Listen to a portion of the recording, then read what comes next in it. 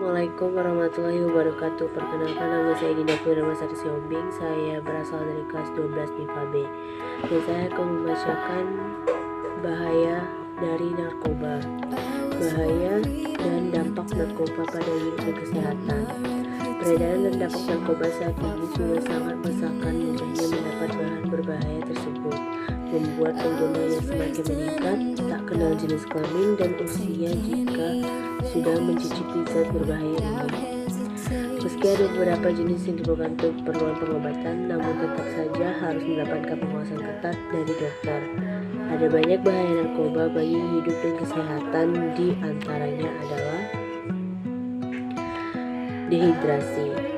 Penyalahgunaan zat tersebut bisa menyebabkan keseimbangan elektrolit berkurang, akibatnya badan kekurangan cairan. Jika efek ini terus terjadi, tubuh akan kejang-kejang, muncul halusinasi, perilaku lebih agresif, dan rasa sesak pada bagian dada.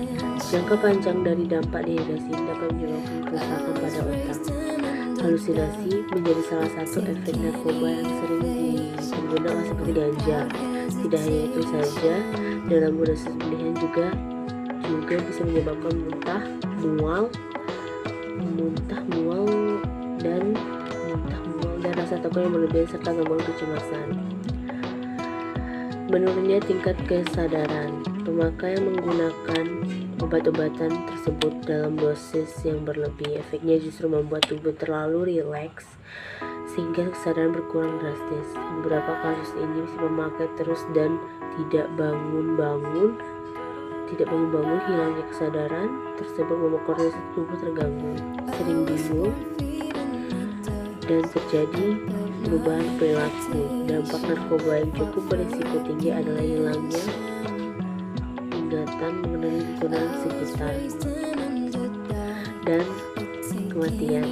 Dampak narkoba yang paling buruk terjadi jika si pemakai menggunakan obat-obatan tersebut dalam dosis yang tinggi atau yang dikenal dengan overdosis.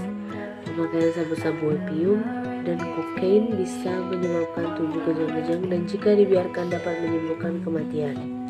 Inilah akibat fatal yang harus dihadapi jika sampai kecanduan narkotika. Nyawa menjadi taruhannya. Gangguan kualitas hidup. Bahaya narkoba bukan hanya berdampak bagi kondisi tubuh penggunaan. Obat-obatan tersebut juga bisa mempengaruhi kualitas hidup, misalnya susah berkonsentrasi saat bekerja, mengalami masa penuangan, memiliki jenis tiga golongan berdasarkan pada risiko bergantungan. Narkotika golongan 1. Narkotika golongan 1 seperti ganja, opium, dan tanaman koka yang sangat berbahaya jika dikonsumsi karena berisiko tinggi, menimbulkan efek kecanduan. Narkotika golongan 2. Sementara narkotika golongan 2 bisa dimanfaatkan untuk pengobatan asalkan sesuai dengan resep dokter. Jenis dari golongan ini kurang lebih ada 85 jenis. Beberapa diantaranya seperti morfin, alfa-prodina, dan lain-lain. Golongan 2 juga berpotensi tinggi menimbulkan kecelakaan. Jenis narkotika tersebut diantaranya adalah narkotika jenis sintetis. Jenis yang satu ini dapat didapatkan dari proses pengolahan yang rumit. Golongan ini sering dimanfaatkan untuk keperluan pengobatan dan juga penelitian. Contoh dari seperti amfetamin, metadon, dexamfetamin, dan sebagainya.